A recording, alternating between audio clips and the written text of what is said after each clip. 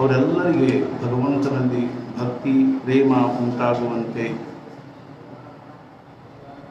ಹಗಲಿರಲು ಅದಕ್ಕಾಗಿ ಧರಪಡಿಸಿ ಆ ಉತ್ಸವ ಮುಗಿದ ಮೇಲೆ ಎಲ್ಲರೂ ತಮ್ಮ ತಮ್ಮ ಭಕ್ತರು ತಮ್ಮ ತಮ್ಮ ಊರಿಗೆ ಹೋದ ಮೇಲೆ ಸದ್ಗುರು ಶ್ರೀ ಬ್ರಹ್ಮಾನಂದ ಮಹಾರಾಜರು ಮಳೆಗಾಲವಿದ್ದರಿಂದ ಅವರು ಹೊರಗಿನ ಒಂದು ಊರುಗಳಿಗೆ ಹೋಗದನೆ ಸಾಮಾನ್ಯವಾಗಿ ಶರತ್ ಪೌರ್ಣಿಮೆಯವರೆಗೆ ಅವರು ವಿಶೇಷವಾಗಿ ಗೋಂದ ಅರ್ಥಾತ್ ಬೆಳದಡಿಯಲ್ಲಿಯೇ ಇದ್ದು ನಿತ್ಯ ನೈಮಿತ್ತಿಕ ಉಪಾಸನೆಗಳಲ್ಲಿ ನಿತ್ಯೋಪಾಸನೆಯಲ್ಲಿ ಅತ್ಯಂತ ನಿಷ್ಠೆಯಿಂದ ತೊಡಗಿದವರಾಗಿ ನಿತ್ಯೋಪಾಸನೆ ಭಜನೆ ಇತ್ಯಾದಿಗಳೊಂದಿಗೆ ಪರವೂರಿನಿಂದ ಬರ್ತಕ್ಕಂಥ ಭಕ್ತರಿಗೆ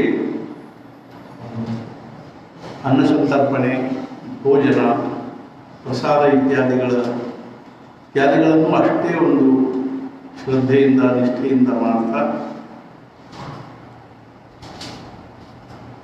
ಶ್ರಾವಣ ಮಾಸವನ್ನು ಅಲ್ಲೇ ಕಳೆದು ಭಾದ್ರಪದದಲ್ಲಿ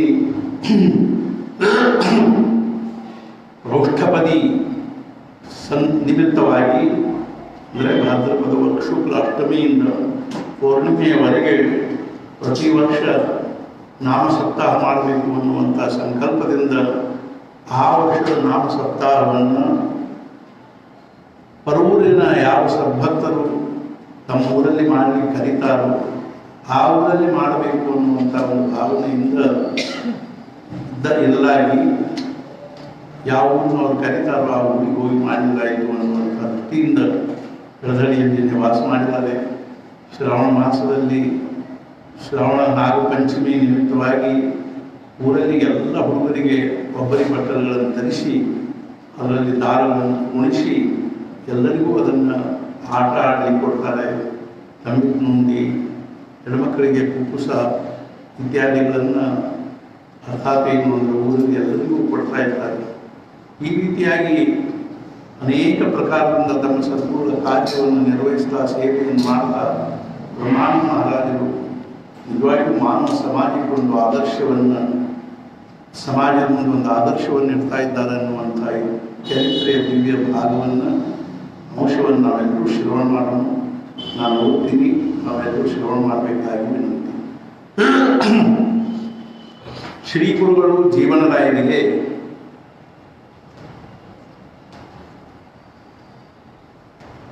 ರಾಯರೇ, ಸಾರ್ವಜನಿಕರ ಅಡುಗೆ ಮನೆಯಲ್ಲಿ ಹಾಗೂ ರಂಗರಾಯರ ಮನೆಯಲ್ಲಿ 12 ದಿವಸ ಅಡುಗೆ ನಡೆಯುತ್ತಿದೆ. ಗುರುಪೌರ್ಣಿಮೆಗೆ ಬರಲಿಕ್ಕಾಗದವರು ಶ್ರೀ ಮಹಾರಾಜರ ದರ್ಶನ ಮಾಡಿಕೊಂಡು ಬರೋಣ ಎಂದು ಕೊಂಡು ಹೋಗಬಹುದು ಅಂದರು.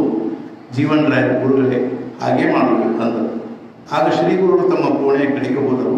ಜೀವನರಾಯರು ಅಡುಗೆ ಮನೆಗೆ ಹೋದರು. ಉಳಿದವರು ತಮ್ಮ ತಮ್ಮ ನಿವಾಸ ಸ್ಥಾನಕ್ಕೆ ಹೋದರು. ಶ್ರೀ ಗುರುಗಳು ಕೋಣೆಗೆ ಬಂದು ತಮ್ಮ ಜಮಖಾನೆಯ ಮೇಲೆ ಕುಳಿತು ಸ್ವಲ್ಪ ಹೊತ್ತು ಜಪ ಮಾಡಿ ಅಲ್ಲಿಯೇ ಅಡ್ಡಾದರು. ಅವರಿಗೆ ಕೂಡಲೇ ನಿದ್ರೆ ಹತ್ತಿತು.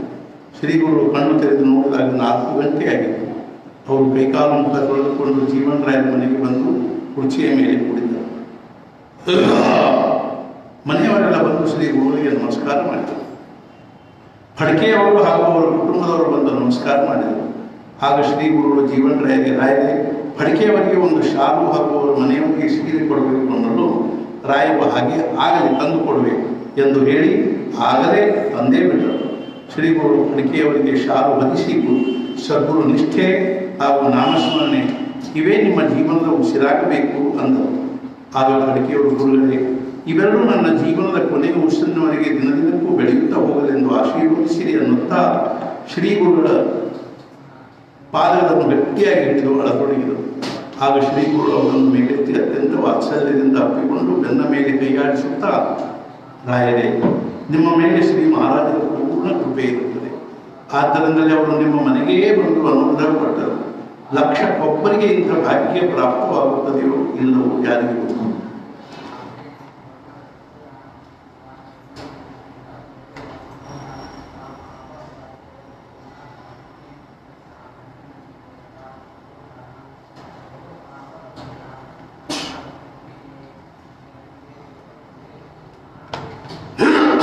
ನೀವು ಹೋಗಿ ಬಂದಿರಿ. ನಾಮಸ್ಮರಣೆ, ಭಜನೆ, ಉಪಾಸನೆ ಎಂದೂ ಬಿಡಬೇಡಿ ಎಂದು ಹೇಳಿ ಅವರಿಗೆ ಬುಂದೇಲುಂಡಿ ಪ್ರಸಾದ ಕೊಟ್ಟರು.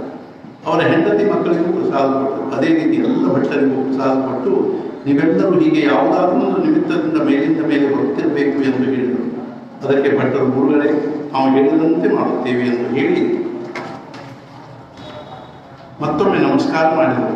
ಆಗ ಶ್ರೀ ಗುರು ಜೀವನರಾಯರಿಗೆ ರಾಯರೇ, ಶಾಸ್ತ್ರಿಗಳು ಇರುವರು ಅಥವಾ ಹೋದರು ಎಂದು ಕೇಳಲು ರಾಯರು, ಅವರು ಆವಾಗಲೇ ಹೋದರು, ಮಳೆಯ ಲಕ್ಷಣವೇನೂ ಇರುವುದಿಲ್ಲ ಅನ್ನಲು. ಹಾಗೆ ಆಗಲಿ, ನೀವೆಲ್ಲರೂ ಹೋಗಿ ಬನ್ನಿ, ನಾನು ಮಂದಿರದ ಕಡೆಗೆ ಹೋಗುತ್ತೇನೆ ಎಂದು ಹೇಳಿ ಶ್ರೀ ಗುರುಗಳು ಜೀವನರಾಯರೊಂದಿಗೆ ಮಂದಿರದ ಕಡೆಗೆ ನಡೆದರು.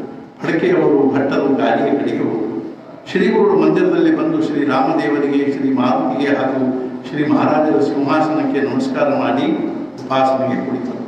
ಆಗ ಮಂದಿರದಲ್ಲಿ ಎಲ್ಲ ಇನಾಮದಾರರು, ಪರವೂರಿನ ಕೆಲವು ಜನರು ಹಾಗೂ ಊರಲ್ಲಿಯ ಹೆಣ್ಣು ಮಕ್ಕಳು, ಹೀಗೆ ಬಹಳ ಜನರು ಕುಳಿತಿದ್ದರು. ಶ್ರೀ ಗುರುಗಳು ಭೀಮರೂಪಿ ಸ್ತೋತ್ರವನ್ನುತ್ತಾ ಶ್ರೀರಾಮನಿಗೆ ಹಾಗೂ ಶ್ರೀ ಮಾರುತಿಗೆ 11 ಪ್ರದಕ್ಷಿಣೆ ಹಾಕಿ ಶ್ರೀ ಮಾರುತಿ ಮುಂದೆ ಕರ್ಪೂರ ಹಚ್ಚಿ ಕೋಟಿ ಚಾಕೋಟಿ ಆರತಿ ಎಂದರು. ಅನಂತರ ಶ್ರೀರಾಮನ ಮುಂದೆ ನಿಂತು ಭೀಮಾಷ್ಟಕ ಹೇಳಿದರು. ಆಮೇಲೆ ಅನ್ನಬೇಕಾದ ಅಭಂಗಗಳನ್ನು, ಭಜನೆಗಳನ್ನು, ಸ್ತೋತ್ರವನ್ನು ಒಂದೂ ಬಿಡದೆ ಅನ್ನುತ್ತಿದ್ದರು.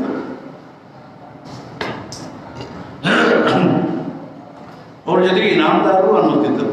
ಈ ರೀತಿಯಾಗಿ ಉಪಾಸನೆ ಮುಗಿಸಿ ಅಲ್ಲಿ ಕುಳಿತವರಿಗೆ ಸೂರ್ಯಾಸ್ತಕ್ಕೆ ಇನ್ನೂ ಸಮಯವಿರುತ್ತದೆ. ಆದ್ದರಿಂದ ಸಂಧ್ಯಾವಂದನೆ ಮಾಡುವವರು ಮನೆಗೆ ಹೋಗಿ ಸಂಧ್ಯಾವಂದನೆ ಮಾಡಿಕೊಂಡು ಬಂದಿರಿ ಎಂದು ಹೇಳಿ ತಾವು ಜೀವನರಾಯರೊಂದಿಗೆ ಮನೆಗೆ ಬಂದರು. ಶ್ರೀ ಗುರುಗಳು ಮನೆಯೊಳಗೆ ಬಂದು ಕುರ್ಚಿಯ ಮೇಲೆ ಕುಳಿತರು. ಆಗ ಮನೆಯವರೆಲ್ಲರೂ ನಮಸ್ಕಾರ ಮಾಡಿದರು. ಶ್ರೀ ಗುರುಗಳು, ರಾಯರೇ, ನೀವು ಸಂಧ್ಯಾವಂದನೆ ಆರತಿ ಮಾಡಿಕೊಂಡು 2 ಅಡುಗೆ ಮನೆ ಕಡೆಗೆ ಹೋಗಿ ಬನ್ನಿರಿ, ನಾನು ಸಂಧ್ಯಾವಂದನೆ ಮಾಡಿ ಮಂದಿರದ ಕಡೆಗೆ ಹೋಗಿ ಭಜನೆ ಪ್ರಾರಂಭಿಸುವೆಂದರು. ಜೀವನರಾಯರ ಗುರುಗಳೇ, ಹಾಗೆ ಮಾಡುವೆ ಎಂದು ಹೇಳಿದರು. ಆಗ ಶ್ರೀ ಗುರುಗಳು ತಮ್ಮ ಕೋಣೆಯ ಕಡೆಗೆ ಹೋದರು. ಶ್ರೀ ಗುರುಗಳು ಕೋಣೆಗೆ ಬಂದು ಕೈಕಾಲು ತೊಳೆದುಕೊಂಡು ಸಂಧ್ಯಾವಂದನೆ ಮಾಡಿ ಸ್ವಲ್ಪ ಹೊತ್ತು ನಾಮಸ್ಮರಣೆ ಮಾಡಿ ಮಂದಿರಕ್ಕೆ ಬಂದರು. ಅಷ್ಟರಲ್ಲಿ ಬಹಳಷ್ಟು ಜನರು ಕುಳಿತಿದ್ದರು. ಶ್ರೀ ಗುರುಗಳು ಮಂದಿರದಲ್ಲಿ ಬಂದು ಶ್ರೀ ರಾಮದೇವರಿಗೆ, ಶ್ರೀ ಮಾರುತಿಗೆ ಹಾಗೂ ಶ್ರೀ ಮಹಾರಾಜರ ಸಿಂಹಾಸನಕ್ಕೆ ನಮಸ್ಕಾರ ಮಾಡಿ ಭಜನೆಗೆ ಕುಳಿತರು. ಶ್ರೀ ಗುರುಗಳು ಕಳೆದ 8-10 ದಿನಗಳಿಂದ ವಿಶ್ರಾಂತವಾಗಿ ಪರಿಶ್ರಮಿಸುತ್ತಿದ್ದರು. ಅವರ ಮುಖದ ಮೇಲೆ ಸ್ವಲ್ಪ ಆಯಾಸದ, ಪರಿಶ್ರಮದ ಕಳೆಯಾಗಲಿ ಅಥವಾ ಆಲಸ್ಯ ಉದಾಸೀನತೆಯ ಲಕ್ಷಣವೇ ಇರಲಿಲ್ಲ. ಮನಸ್ಸು ಹಾಗೂ ಮುಖ ಅತ್ಯಂತ ಪ್ರಸನ್ನ ಹಾಗೂ ಪ್ರಫುಲ್ಲಿತವಾಗಿತ್ತು. 24 ಗಂಟೆ ಇಷ್ಟೊಂದು ಕಾರ್ಯಗಳಲ್ಲಿ ತೊಡಗಿದ್ದರೂ ಅವರ ಬ್ರಹ್ಮನಿಷ್ಠೆ, ಆತ್ಮಭಾವ ಕಿಂಚಿತ್ತೂ ವಿಚಲಿತವಾಗುತ್ತಿರಲಿಲ್ಲ. ಅಖಂಡ ಪ್ರಸನ್ನತೆಯೇ ಅವರ ಅವಸ್ಥೆಯಾಗಿತ್ತು. ಪ್ರಪಂಚದ ಹಾಗೂ ಪರಮಾರ್ಥದ ಸ್ವರೂಪಗಳನ್ನು ಕರತಲಾಮರಕದಂತೆ ಯಥಾರ್ಥವಾಗಿ ತಿಳಿದುಕೊಂಡ ಅವರು ಸುಖ, ದುಃಖ, ಲಾಭ, ಹಾನಿ, ಸಂಯೋಗ, ವಿಯೋಗ, ಶೀತ, ಉಷ್ಣ ಮುಂತಾದ ದ್ವಂದ್ವಗಳಿಂದ ಅತೀತರಾಗಿ ನಿರಂತರವಾಗಿ ತಮ್ಮ ದೇಹವನ್ನು ಶ್ರೀ ಸದ್ಗುರುಗಳ ಸೇವೆಯಲ್ಲಿ ಸವಿಸುತ್ತಿರುವುದನ್ನು ನೋಡಿದರೆ ಮಾನವ ಸಮಾಜಕ್ಕೆ ಈ ಮಹಾತ್ಮನು ಪ್ರಾಪ್ತವಾಗಿರುವುದು ಮಾನವ ಸಮಾಜದ ಭಾಗ್ಯವೆಂದೇ ಹೇಳಬೇಕು. ಶ್ರೀಗುರು 1-1.5 ಗಂಟೆ ಅತ್ಯಂತ ಭಕ್ತಿಭಾವದಿಂದ ಭಜನೆ ಮಾಡಿದರು. ಆಗ ದ್ಯಾವಣ ಭಟ್ಟರು ಆರತಿ ಹಚ್ಚಿದರು. ಜೀವನರಾಯರು, ಮಾಧವರಾಯರು ಜಾಂಗಟೆ ಬಾರಿಸಿದರು. ಶ್ರೀಗುರುವೊಂದಿಗೆ ಅನೇಕರು ಆರತಿ ಪದ ಹೇಳಿದರು. ಆರತಿ, ಮಂತ್ರಪುಷ್ಪ, ಅಷ್ಟಾವಧಾನ ಸೇವೆಗಳಾದ ಮೇಲೆ ಅನ್ನಬೇಕಾದ ಸ್ತೋತ್ರ, ಪದ, ಅಭಂಗ, ನಾಮಾವಳಿ, ಪ್ರಾರ್ಥನೆ ಮುಂತಾದದ್ದೆಲ್ಲವನ್ನು ಅತ್ಯಂತ ವ್ಯವಸ್ಥಿತವಾಗಿ ಶ್ರದ್ಧಾಭಕ್ತಿಯಿಂದ ಹೇಳಿದರು. ಅದೆಲ್ಲ ಮುಗಿಯುವುದರೊಳಗಾಗಿ ದ್ಯಾವಣ ಭಟ್ಟರು ಶೇಜಾರತಿಯ ಸಿದ್ಧತೆ ಮಾಡಿದರು. ಶ್ರೀ ಗುರುಗಳು ಶೇಜಾರತಿ ಪದ ಹೇಳಿದರು. ಭಾಗೀರಥಿ ಬಾಯಿ, ದ್ವಾರಕಾಬಾಯಿ ಆರತಿ ಮಾಡಿದರು. ಈ ರೀತಿಯಾಗಿ ಶೇಜಾರತಿ ಮುಗಿಸಿಕೊಂಡು ಶ್ರೀ ಗುರುಗಳು ಶ್ರೀರಾಮದೇವರಿಗೆ, ಶ್ರೀ ಮಾರುತಿಗೆ ಹಾಗೂ ಶ್ರೀ ಮಹಾರಾಜರ ಸಿಂಹಾಸನಕ್ಕೆ ನಮಸ್ಕಾರ ಮಾಡಿ ಮನೆಗೆ ಬಂದರು.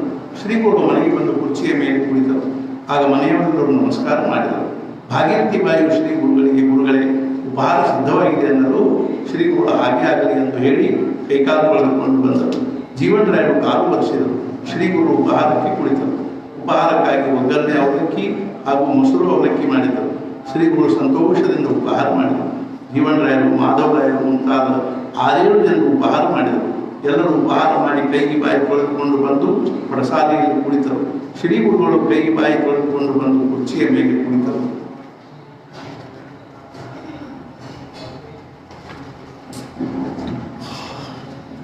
ಎಲ್ಲ ಇನಾಮದಾರರು ಶ್ರೀ ಗುರುಗಳಿಗೆ, ಗುರುಗಳೇ, ನಿಜವಾಗಿ ಹೇಳಬೇಕೆಂದರೆ ನಾವು ಈವರೆಗೆ ಶ್ರೀರಾಮದೇವರ ಪ್ರತಿಷ್ಠಾಪನೆ, ಗುರುಪೌರ್ಣಿಮೆ, ನಾಮ ಸಪ್ತಾಹ ಇಂಥ ಉತ್ಸವಗಳನ್ನು ನಮ್ಮ ಜೀವನದಲ್ಲಿ ನೋಡಿದ್ದೇ ಇಲ್ಲ. ತಾವು ತಮ್ಮ ಸದ್ಗುರುಗಳ ಕಾರ್ಯವನ್ನು ಅಥವಾ ಸೇವೆಯನ್ನು ಅತ್ಯಂತ ಉತ್ತಮವಾಗಿ ಆಚರಿಸಬೇಕೆಂಬ ಬಗ್ಗೆ ಎಷ್ಟೊಂದು ಶ್ರಮ ಪಡುತ್ತೀರಿ, ಎಷ್ಟೊಂದು ದೇಹದಂಡನೆ ಮಾಡುತ್ತೀರಿ ಮತ್ತು ಮುಖ್ಯವಾಗಿ ಎಷ್ಟೊಂದು ಭಕ್ತಿ, ಎಷ್ಟೊಂದು ಪ್ರೇಮ. ಗುರುಗಳೇ, ತಮ್ಮ ಸಹವಾಸದ ಒಂದು ಕ್ಷಣದಲ್ಲಿ ನಮ್ಮಂಥ ಲಕ್ಷಾವಧಿ ಪಾಪಿಗಳು ಉದ್ಧಾರವಾಗುತ್ತಾರೆ. ನಾವು ಕೇವಲ ತಾವು ಹೇಳಿದಂತೆ ಕೇಳಿಕೊಂಡಿದ್ದರೆ ನಮಗೆ ಬೇರೇನು ಸಾಧನೆ ಮಾಡಬೇಕಾಗಿಯೇ ಇಲ್ಲ. ನಮ್ಮಂಥ ಅಜ್ಞಾನಿಗಳನ್ನು, ಪಾಪಿಗಳನ್ನು ತಾವೇ ಉದ್ಧರಿಸಬಲ್ಲಿರಿ ಎಂದು ಹೇಳಿ ಕಣ್ಣೀರು ಸುರಿಸುತ್ತ ಎಲ್ಲ ಇನಾಮದಾರರು ಶ್ರೀ ಗುರುಗಳೇ ಸಾಷ್ಟಾಂಗ ನಮಸ್ಕಾರ ಮಾಡಿದರು. ಆಗ ಶ್ರೀ ಗುರುಗಳು ಎಲ್ಲರಿಗೆ ಕೂಡಲು ಹೇಳಿದರು, ನಿಮ್ಮೆಲ್ಲರ ಭಾವಭಕ್ತಿ ನೋಡಿಯೇ ಶ್ರೀ ಮಹಾರಾಜರು ಇಲ್ಲಿ ಪ್ರಭು ಶ್ರೀರಾಮರಾಯನ ಪ್ರತಿಷ್ಠೆ ಮಾಡಿ ನನ್ನನ್ನು ಈ ಭಗವಂತನ ಸೇವೆಗೆ ಇಟ್ಟಿರುವರು. ನೀವೆಲ್ಲರೂ ನನಗೆ ಎಷ್ಟೊಂದು ಪ್ರೇಮ, ಗೌರವ ತೋರಿಸುತ್ತೀರಿ. ಇದರಿಂದ ನನಗೆ ಬಹಳ ಸಮಾಧಾನವೆನಿಸಿದೆ. ನಾವೆಲ್ಲರೂ ಇದೇ ರೀತಿಯಾಗಿ ಅನ್ಯೋನ್ಯ ಪ್ರೇಮ, ಆತ್ಮೀಯತೆಯಿಂದ ಶ್ರೀ ಸದ್ಗುಣ ಆಜ್ಞೆಗನುಸಾರ ಭಗವಂತನ ಸೇವೆ ಮಾಡುತ್ತಾ, ಮುಖ್ಯವಾಗಿ ಭಗವಂತನ ನಾಮಸ್ಮರಣೆ ಮಾಡುತ್ತಾ ನಮ್ಮ ಜೀವನ ಸಾರ್ಥಕ ಮಾಡಿಕೊಳ್ಳೋಣ ಅಂದರು. ಹಾಗೆ ಎಲ್ಲ ಇನಾಮದಾರರು ಗುರುಗಳೇ ತಾವು ಹೇಳಿದಂತೆ ಮಾಡುತ್ತೇವೆ ಅಂದರು. ಆಗ ಜೀವನರಾಯರು ಶ್ರೀ ಗುರುಗಳೇ ಈಗಾಗಲೇ ಮಳೆಗಾಲ ಪ್ರಾರಂಭವಾಗಿದೆ. ಯಾವಾಗ ಮಳೆ ಬರುತ್ತದೆಯೋ, ಯಾವಾಗ ಬಿಸಿಲು ಬೀಳುತ್ತದೆಯೋ ಹೇಳಲಿಕ್ಕಾಗುವುದಿಲ್ಲ. ಆದ್ದರಿಂದ ತಾವು ನವರಾತ್ರಿ ಮುಗಿಯುವವರೆಗೆ ಶಕ್ಯವಾದಷ್ಟು ಮಟ್ಟಿಗೆ ಹೊರಊರುಗಳಿಗೆ ಹೋಗದಿರುವುದೇ ಒಳ್ಳೆಯದೆನಿಸುತ್ತದೆ ಎಂದರು. ಶ್ರೀ ಗುರು ರಾಯರೇ, ನಾನು ಹಾಗೆ ಮಾಡಬೇಕೆಂದಿರುವೆನು. ಆಶ್ವಿನದಲ್ಲಿ ಶರನ್ನವರಾತ್ರಿ ಶ್ರೀ ವೆಂಕಟಾಪುರದಲ್ಲಿ ಮಾಡಬೇಕೆಂದಿರುವೆ. ಅನಾಯಾಸ ಶ್ರೀ ಲಕ್ಷ್ಮೀ ವೆಂಕಟೇಶನ ದಿವ್ಯ ಸಾನ್ನಿಧ್ಯದಲ್ಲಿ 8 ದಿವಸ ಇದ್ದಂತಾಗುತ್ತದೆ. ಅಭಿಷೇಕ, ಪೂಜೆ, ಪಾರಾಯಣ, ಪಾಠ, ಜಪ, ತಪ ಮಾಡಿಸಬೇಕೆನಿಸುತ್ತದೆ. ಅಲ್ಲಿಯೂ ಬ್ರಾಹ್ಮಣ ಭೋಜನ ಹಾಗೂ ಅನ್ನ ಸಂತರ್ಪಣೆ ಮಾಡಬೇಕೆನಿಸಿದೆ ಅನ್ನರು. ಎಲ್ಲ ಇನಾಮದಾರ ಗುರುಗಳೇ ಹಾಗೆ ಮಾಡೋಣ ಅಂದರು. ಆಗ ಶ್ರೀ ಎಲ್ಲಿ ಆಗುತ್ತದೆ ನೋಡಬೇಕು. ಭಾದ್ರಪದ ಶುಕ್ಲ ಅಷ್ಟಮಿಯಿಂದ ಹುಣ್ಣಿಮೆಯವರೆಗೆ ನಾಮಸಪ್ತಾಹ ಮಾಡಬೇಕು. ಈ ಗುರುಪೌರ್ಣಿಮೆಯ ಸಂದರ್ಭದಲ್ಲಿ ಮಳೆಗಾಲವಿರುತ್ತದೆ. ಆದ್ದರಿಂದ ನಾಮಸಪ್ತಾಹ ಮಾಡಬೇಕು ಬೇಡವೋ ಎಂಬ ಅನುಮಾನವಿತ್ತು. ಆದರೆ ಶ್ರೀ ಮಹಾರಾಜರು ಅತ್ಯಂತ ಉತ್ತಮವಾಗಿ ನೆರವೇರಿಸಿದರು. ಆದ್ದರಿಂದ ಇದನ್ನು ಪ್ರತಿ ವರ್ಷ ಮಾಡುವ ನಿಯಮ ಹುಟ್ಟು ಹಾಕಿಕೊಳ್ಳೋಣ ಅಂತಲೂ ಜೀವನರಾಯರು ಗುರುಗಳೇ ನಾವು ಹೇಳಿದಂತೆ ಮಾಡೋಣ ಅಂದರು. ಆಗ ಶ್ರೀ ಮಹಾರಾಜರ ಅನುಗ್ರಹದಿಂದ ಈಗ ಸದ್ಯ ಇನ್ನೂ 2-3 ತಿಂಗಳು ಇಲ್ಲೇ ಇರುವ ಯೋಗ ಪ್ರಾಪ್ತವಾಗಿರುವುದರಿಂದ ನಾವೆಲ್ಲರೂ ಪ್ರತಿನಿತ್ಯ ಉಪಾಸನೆ ಅತ್ಯಂತ ಭಕ್ತಿಭಾವದಿಂದ ಮಾಡೋಣ. ಪ್ರತಿನಿತ್ಯದ ಉಪಾಸನೆ ಅತ್ಯಂತ ಭಕ್ತಿಭಾವದಿಂದ ಮಾಡೋಣ. ಸಮಯ ಸಿಕ್ಕಾಗ ನಾವು ನಾಮಸ್ಮರಣೆ ಉಪಾಸನೆ ಮಾಡುತ್ತಿರಬೇಕು. ಶರತ್ ಪೌರ್ಣಿಮೆ ಆದ ಮೇಲೆ ಬಾವಿ ಕಟ್ಟುವ ಕೆಲಸ ಪ್ರಾರಂಭಿಸೋಣ ಅನ್ನಲು ಇನಾಮದಾರರೆಲ್ಲರೂ ಗುರುಗಳೇ ಹಾಗೆ ಮಾಡೋಣ. ಆಗ ಜೀವನರಾಯರು ಶ್ರೀ ಗುರುಗಳೇ ವೇಳೆ ಬಹಳ ಆಯಿತು, ತಾವು ವಿಶ್ರಾಂತಿ ಮಾಡಿರಿ ಅನ್ನಲು ಶ್ರೀ ಗುರುಗಳು ಹಾಗೆ ಆಗಲಿ ಎಂದು ಎದ್ದು ನಿಂತರು. ಆಗ ಎಲ್ಲರೂ ನಮಸ್ಕಾರ ಮಾಡಿದರು. ಶ್ರೀ ಗುರುಗಳು ಕೋಣೆಯ ಕಡೆಗೆ ಹೊರಟರು. ಆಗ ಶ್ರೀನಿವಾಸರಾಯರು ಶ್ರೀ ಗುರುಗಳನ್ನು ಕೋಣೆಯವರೆಗೆ ಕಳುಹಿಸಿ ನಮಸ್ಕಾರ ಮಾಡಿ ತಮ್ಮ ಮನೆಗೆ ಹೋದರು. ಶ್ರೀ ಗುರುಗಳು ಕೋಣೆಯಲ್ಲಿ ಬಂದು ಕೈಕಾಲು ತೊಳೆದುಕೊಂಡು ಆಸನದ ಮೇಲೆ ಕುಳಿತು ಸ್ವಲ್ಪ ಹೊತ್ತು ನಾಮಸ್ಮರಣೆ ಮಾಡಿ 12 ಗಂಟೆಯಷ್ಟೊತ್ತಿಗೆ ಶ್ರೀ ಮಹಾರಾಜರಿಗೆ ನಮಸ್ಕಾರ ಮಾಡಿ ಚಾಪೆಯ ಮೇಲೆ ಮಲಗಿದರು. ಕ್ಷಣಾರ್ಧದಲ್ಲಿ ಅವರಿಗೆ ನಿದ್ರೆ ಹತ್ತಿದೆ. ಶ್ರೀ ಗುರುಗಳು ಬೆಳಿಗ್ಗೆ ಎದ್ದಾಗ ಒಂದು ರಾತ್ರಿ ಇತ್ತು. ಆಗ ಅವರು ಕೈಕಾಲು ಮುಖ ತೊಳೆದುಕೊಂಡು ಅರ್ಧ ಗಂಟೆ ನಾಮಸ್ಮರಣೆ ಮಾಡಿ ಆಮೇಲೆ ಸ್ನಾನ ಸಂಧ್ಯಾ ಬ್ರಹ್ಮಯಜ್ಞಗಳನ್ನು ಮುಗಿಸಿಕೊಂಡು 4:30 ಅಷ್ಟೊತ್ತಿಗೆ ಮಂದಿರಕ್ಕೆ ಬಂದರು. ಶ್ರೀ ಗುರುಗಳು ಮಂದಿರದಲ್ಲಿ ಬಂದು ಶ್ರೀರಾಮನಿಗೆ, ಶ್ರೀ ಮಾರುತಿಗೆ ಹಾಗೂ ಶ್ರೀ ಮಹಾರಾಜರ ಸಿಂಹಾಸನಕ್ಕೆ ನಮಸ್ಕಾರ ಮಾಡಿ ಕಾಕಡಾರತಿಗೆ ನಿಂತರು. ದ್ಯಾವಣ ಭಟ್ಟರು ಕಾಕಡಾರತಿ ಹಚ್ಚಿದರು. ಎಲ್ಲರೂ ಕಾಕಡಾರತಿ ಅಂದರು. ಇಬ್ಬರು ಜಾಂಗತೆ ಬಾರಿಸಿದರು. ಈ ರೀತಿಯ ಕಾಕಡಾರತಿ ಆದ ಮೇಲೆ ದ್ಯಾವಣ ಭಟ್ಟರು ಶ್ರೀ ಗುರುಗಳಿಗೆ ತೀರ್ಥ ಹಾಗೂ ಬೆಣ್ಣೆಯ ಪ್ರಸಾದ ಕೊಟ್ಟು ನಮಸ್ಕಾರ ಮಾಡಿದರು.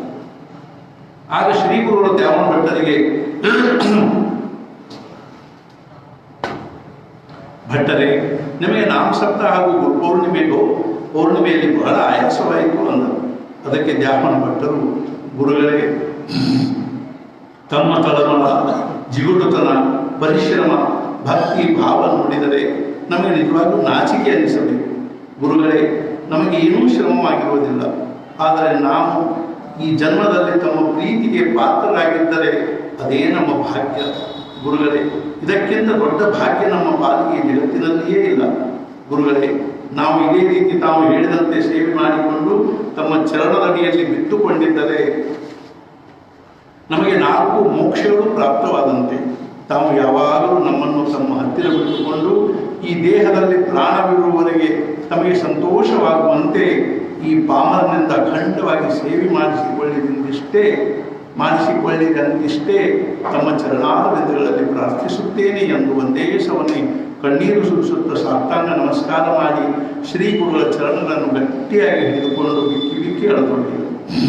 ಆಗ ಶ್ರೀ ಗುರುಗಳು ದ್ಯಾವಣ ಭಟ್ಟರನ್ನು ಮೇಲೆತ್ತಿ ಅತ್ಯಂತ ಆತ್ಮೀಯತೆಯಿಂದ ಅಪ್ಪಿಕೊಂಡು ಬೆನ್ನ ಮೇಲೆ ಕೈಯಾಡಿಸುತ್ತಾ, ಭಟ್ಟರೇ, ನಿಮ್ಮ ಮೇಲೆ ಶ್ರೀ ಮಹಾರಾಜರ ಪೂರ್ಣ ಕೃಪೆಯಾಗಿರುತ್ತದೆ. ನಿಮ್ಮ ಭಕ್ತಿ ಭಾವ ಪರಿಶುದ್ಧವಾಗಿದೆ.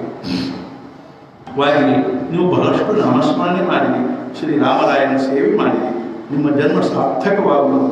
ಭಟ್ಟರೇ, ಈಗ ಮಳೆಗಾಲ ಪ್ರಾರಂಭವಾಗಿದೆಯಲ್ಲವೇ? ಆದ್ದರಿಂದ ಈಗ ನಾವು 2 ತಿಂಗಳು ಇಲ್ಲಿಯೇ ಇರುವೆವು. ಇಲ್ಲಿ ಮುಖ್ಯವಾಗಿ ನಾಮಸ್ಮರಣೆ, ಉಪಾಸನೆ, ಪರಸ್ಥಳದಿಂದ ಬಂದ ಭಕ್ತರಿಗೆ ಪ್ರಸಾದ ಇಷ್ಟು ವ್ಯವಸ್ಥಿತವಾಗಿ ಮಾಡಿಕೊಂಡಿರುವೆವು ಅನ್ನಲು ಅದನ್ನು ಕೇಳಿ ದ್ಯಾವಣ ಭಟ್ಟರು ಅತ್ಯಂತ ಸಂತೋಷದಿಂದ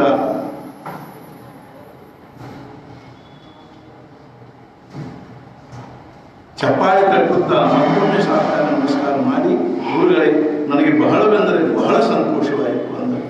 ಆಗಲಿ ಎಂದು ಅನ್ನುತ್ತಾ ಶ್ರೀ ಗುರು ಜೀವನದ ಜೊತೆಗೆ ಮನೆಗೆ ಬಂದರು.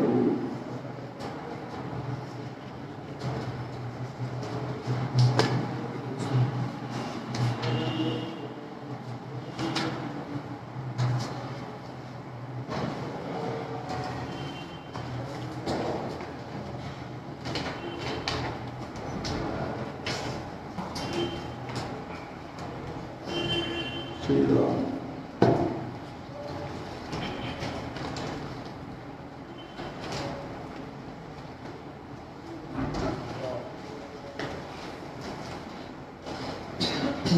ಸಮರ್ಥ ಸದ್ಗುರು ಶ್ರೀ ಬ್ರಹ್ಮಚೈತನ್ಯ ಮಹಾರಾಜರ, ಸದ್ಗುರು ಶ್ರೀ ಬ್ರಹ್ಮಾನಂದ ಮಹಾರಾಜರಿಂದ ಸದ್ಗುರು ಶ್ರೀ ಬ್ರಹ್ಮಾನಂದ ಮಹಾರಾಜರ ಚರಿತ್ರೆ ನಿಧಾನವಾಗಿ ಮುಂದುವರಿತಾ ಇರುತ್ತದೆ.